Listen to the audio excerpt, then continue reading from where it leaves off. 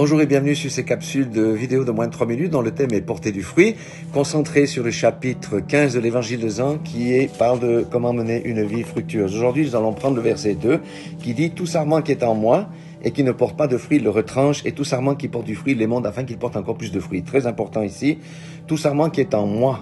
Amen. Et qui ne porte pas de fruit, le retranche. Et l'autre, qui porte du fruit, va l'émonder. Ça veut dire quoi? Ça veut dire, première constatation, c'est que porter du fruit pour le disciple n'est pas une option, c'est une obligation. La deuxième des choses, nous devons comprendre aussi que notre vigneron, notre Père qui est dans les cieux, nous observe.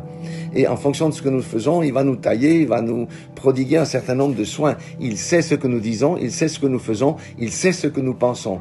Pensons toujours à ceci, c'est très important. Il l'émonde, la troisième des choses, il a dit, il l'émonde celui qui porte du fruit. Ça veut dire quoi? Concrètement, il le taille. Et pourquoi il va nous tailler si nous portons déjà du fruit? Il va nous tailler pour que nous puissions apporter plus d'avantages. Mais qu'est-ce qui va générer la taille de notre vigneron? Alléluia. C'est notre vie de consécration. C'est la mort à soi-même, c'est notre travail dans le service. Plus nous sommes consacrés, plus nous mourons en nous-mêmes et notre nouvel homme se développe, c'est-à-dire Christ en nous. Et plus nous sommes à son service, plus il va nous tailler, il va nous donner les moyens de porter beaucoup plus de fruits. C'est juste glorieux quand on comprend ces choses-là. Ça doit nous motiver. Alléluia.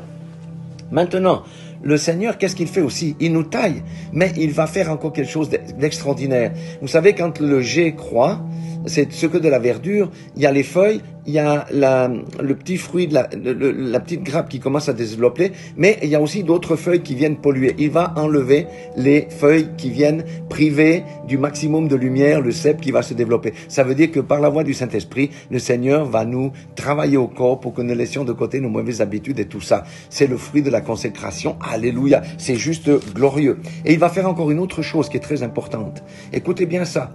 Pour prévenir le vent, parce que le vent souffle et les jets qui sont, comme j'ai dit au départ, faibles, ils peuvent être décollés. Qu'est-ce qu'il fait? Il rassemble tous les jets autour du pieu et il va les attacher. C'est le symbole de l'unité. Ça veut dire qu'on ne peut pas porter du fruit si on n'est pas en unité avec Christ, si on n'est pas en unité avec nos frères et nos sœurs. Le lien là, c'est le lien de l'amour, c'est le lien de l'unité. Voilà ce que le Seigneur fait. Notre Seigneur est bon. Je ne peux pas entrer dans trop de détails, mais il fait des tas de choses encore. Mais il nous pose une question aujourd'hui, je vous laisse avec cette petite réflexion. Lui s'occupe de nous, mais nous, est-ce qu'on s'occupe de ses intérêts? Est-ce qu'on s'occupe de ses affaires? Voilà, je vous laisse cette petite réflexion. Je vous aime. Jésus vous aime. Que l'Éternel Dieu Tout-Puissant, le Dieu de l'ération, vous bénisse dans le nom puissant de Jésus-Christ.